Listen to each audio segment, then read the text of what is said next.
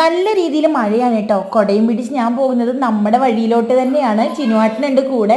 മഴ പെയ്ത് കഴിഞ്ഞിട്ടുണ്ടെങ്കിൽ എസ്റ്റേറ്റിലുള്ള വെള്ളം വന്നിട്ട് നമ്മുടെ പറമ്പിലോട്ടാണ് വരുന്നത്. അപ്പം അതിനൊന്ന് ചാല് കീറി കൊടുക്കണം. അങ്ങനെ വെള്ളം ഒഴുകിയിട്ട് വരുന്നൊരു വഴിയിൽ നമുക്ക് കാറ് കയറാൻ പറ്റാത്ത രീതിയിലായിട്ടുണ്ടായിരുന്നു. ആ എസ്റ്റേറ്റിൻ്റെ പറമ്പാണ് കേട്ടോ കുറഞ്ഞൊരു ഭാഗമുള്ളത്.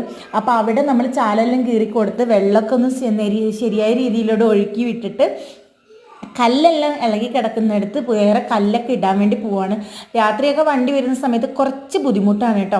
അങ്ങനെ ചാലെല്ലാം കീറി നേരെ ആക്കിയിട്ടുണ്ട്. ഇനി ഈ വെള്ളമൊന്നും ഇതിലോട്ട് വരില്ല. ഇവിടെയാണ് കേട്ടോ കല്ലിടാൻ പോകുന്നത്. ഈ ഒരു കുറഞ്ഞ ഭാഗം മാത്രമാണ് എസ്റ്റേറ്റിൻ്റെ, ബാക്കിയൊക്കെ നമ്മുടെ സ്വന്തം വഴിയാണ് കേട്ടോ.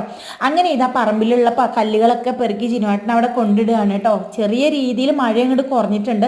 ഞാൻ പിന്നെ ക്യാമറാമാനായിട്ട് നിൽക്കുകയാണ് കേട്ടോ. ഞാൻ ഹെൽപ്പ് ചെയ്യാനൊന്നും കൂടുന്നൊന്നുമില്ല, കാരണം ജിനുവാട്ടൻ വേണ്ടാന്ന് പറഞ്ഞിട്ടാണ് കേട്ടോ. ഇടുന്ന കല്ലെല്ലാം ജിനുവാട്ടൻ ശക്തിയിലിടുമ്പോൾ ആ വെള്ളമെല്ലാം തെറിക്കുന്നത് എൻ്റെ മേത്തേക്കാണ് കേട്ടോ. ജിനുവാട്ടൻ നോക്കി ചിരിക്കുകയാണ് കേട്ടോ. ഇത് വീടിൻ്റെ തൊട്ടടുത്ത് തന്നെ എന്തോ ഒരു ഫ്രൂട്ടാണ് കേട്ടോ, കഴിക്കാനൊക്കെ പറ്റുന്ന ചേച്ചി പറഞ്ഞത്. അങ്ങനെ വഴിയൊക്കെ വൃത്തിയാക്കി ഞങ്ങൾ വീട്ടിലേക്ക് പോയി.